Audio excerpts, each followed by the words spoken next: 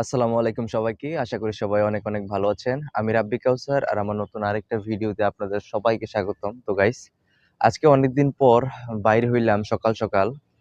তো কিছুদিন যাবত আমি ঘুম থেকে উঠতাম পারি না, কারণ এমনি শরীরটা বেশি একটা ভালো ছিল না। তারপর হচ্ছে গিয়ে জ্বর ঠান্ডা, তো এগুলো একটু সারছে, এখনো ঠান্ডা আছে।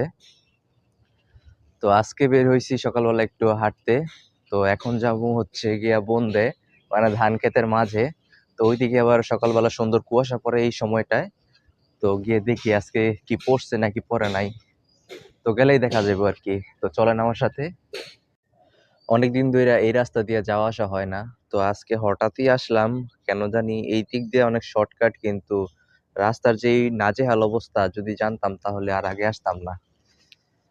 তো দেখি সামনে কতটুকু যাওয়া যায়। খুব বাজে অবস্থা।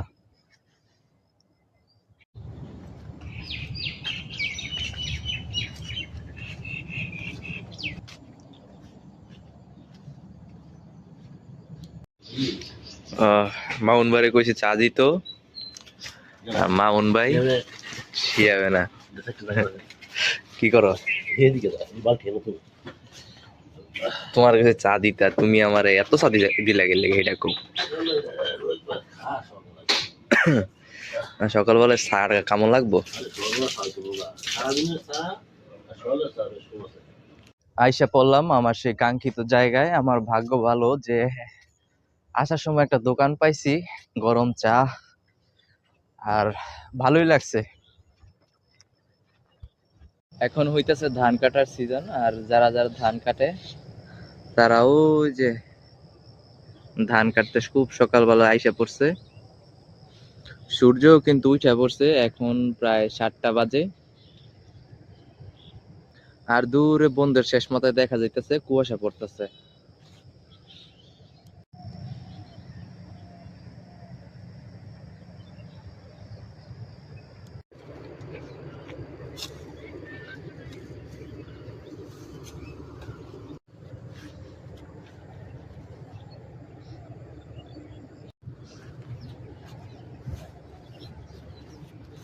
সকালবেলা বিশেষ করে এই সময়টাতে ধান ক্ষেত দিয়ে হাঁটার মজাই আলাদা।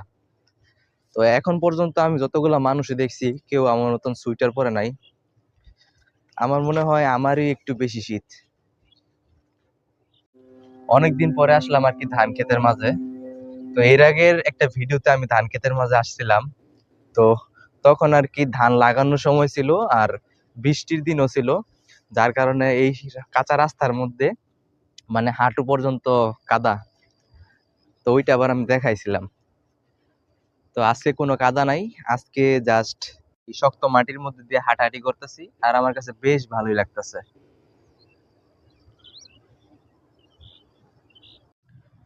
এই যে দেখেন, এইবার মোটামুটি ভালো ফলনই হয়েছে।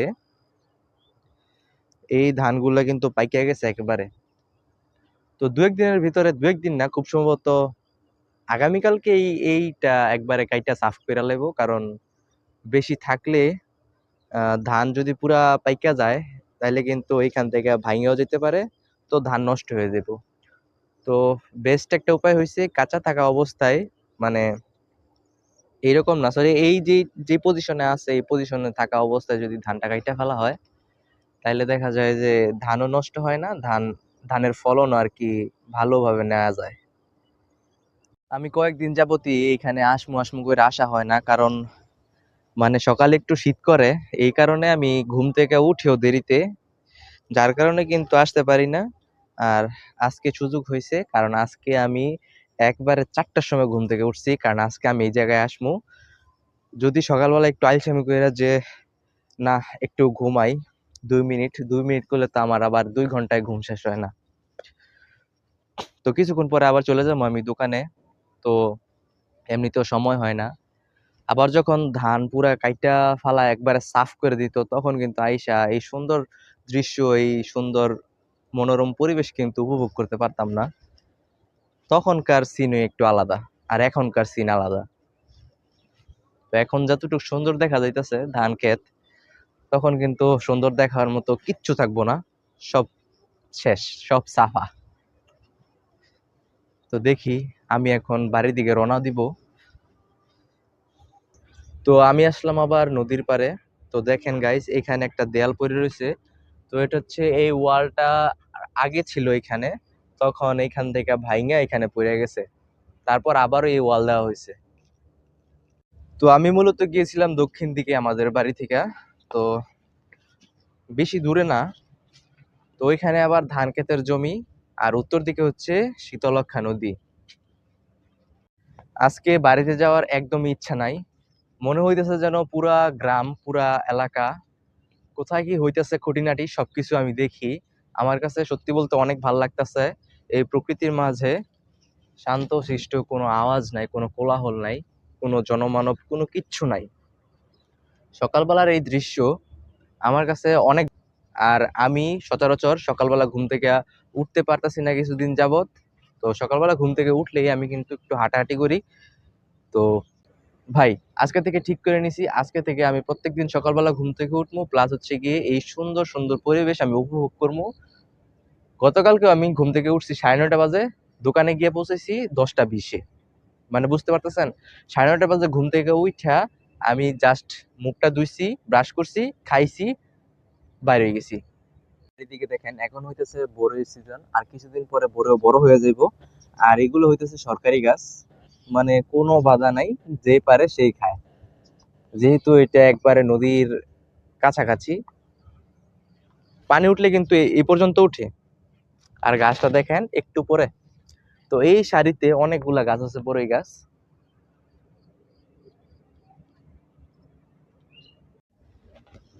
গাইস, সত্যি বলতে আমার এইখান থেকে একদমই যাওয়ার কোনো ইচ্ছা নাই। মনে হইতেছে যেন আমি সারাদিন এইখানেই বসে থাকি, এইখানে বসে দিন কাটাই দেই। পানি কমার সাথে সাথে এইদিকে যেই চরটা বাইছে, যে যে দিক দিয়ে পারছে সেই সেদিক দিয়ে কিন্তু মানে চাষবাস শুরু করে দিছে। এইটা অনেক ভালো উদ্যোগ। শীতের দিনে একটা জিনিসই আমার ভাল লাগে, অনেক তাজা তাজা শাকসবজি পাওয়া যায়, রং বেরঙের শাকসবজি, লাল শাক থেকে শুরু কইরা যে সব। মানে আমার মাথায় এখন লাল শাকই আসছে, আরো আছে টমেটো, ঢেঁড়স, যেগুলা খাইতে আমার ভাল লাগে ওইগুলাই আমার মাথার মধ্যে আসতেছে। তো যাই এখন বাড়িতে, বাড়িতে গিয়া দেখি কি অবস্থা, আজকে কি কি রান্না হইতেছে। সকালবেলা দেখছিলাম মায় চুলা লেপতেছে, কারণ কবুতরে চুলা খাইয়া একবারে বিনাশ করে লাইছে। মানে কবুতর হচ্ছে পোড়ামাটি অনেক পছন্দ, তাই চুলার মধ্যে তো পোড়ামাটি থাকে, তো ওই পোড়ামাটিটাই খাইলায়। খাইলে কি হয়, চুলা একবার নষ্ট হয়ে যায়। তো এর আগে আমি একবার অনেকগুলা কাদা নিয়ে রাখছি, ওই কাদা অনেকগুলা রইছে, প্লাস হচ্ছে ঘর লেপছে, চুলা লেপছে, আরো অনেক দিন লেপলে কোনো সমস্যা নাই, এমনিতে হয়ে যাবে। আমারও কৃষি কাজ করতে অনেক ভালো লাগে, কিন্তু আমি অত কিছু জানি না। তবে আমি লাউয়ের বেড তৈরি করছি 3টা, ওইটা থেকে 2টাতেই লাউ গাছ দেখা দিছে, মানে লাউ গাছ হইতাছে। এটার মধ্যে একটু বেশি হয়েছে, কিন্তু এগুলা সবই রোগা, রোগা পাতলা, ওই যে দেখেন। আর দেখেন কত ব্যারিকেড দিছি যাতে মুরগি অ্যাটাক না করে। দেখেন ওইখানে কতগুলা মুরগি, এখান থেকে যদি একটাও যদি খাওয়া শুরু করে তাহলে একটাও থাকবো না। আমার মতন আরেকজনরা পাইছি যে নাকি আজকে আমার মতন সোয়েটার পরছে। আমি বারণের পরে দেখি হয়তো গেঞ্জি নয়তো শার্ট পরে রয়েছে, কিন্তু একজনের গায়ের মধ্যে আমি সোয়েটার দেখি নাই। তো আবার মাইশা আজকে সোয়েটার পরছে, শীত করতেছে, আফরিনও পরছে। তো গত পরশু দিনকে আবার আমি এইগুলা লাইরা দিছি, দেখেন এইগুলা কিন্তু একেবারে শুকায় গেছে। যেগুলো শুকাইছিল এইগুলো আবার এখানে রাইখা দিছি সুন্দরভাবে। আর হাঁসের জন্য একটা ঘর বানাইছিলাম, কিন্তু হাঁস ছিল তখন 3টা, এখন একটা দিকে আর এখানে রাখি না, কারণ একটা এখানে রাখলে থাকে না, সারাদিন টেও টেও টেও টেও করতে থাকে। তো ওইটা বড় হইলে ওর সাথে আর 2-1টা রাইখা দিমু, নয়তো ওইটা জবাই করে খাইয়া আবার নতুন করে হাঁস পালা শুরু করুম। আজকে কবুতর ছাড়বো মাইশা।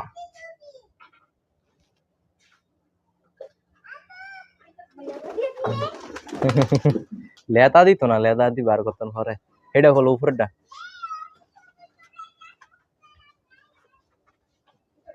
লাখাও না,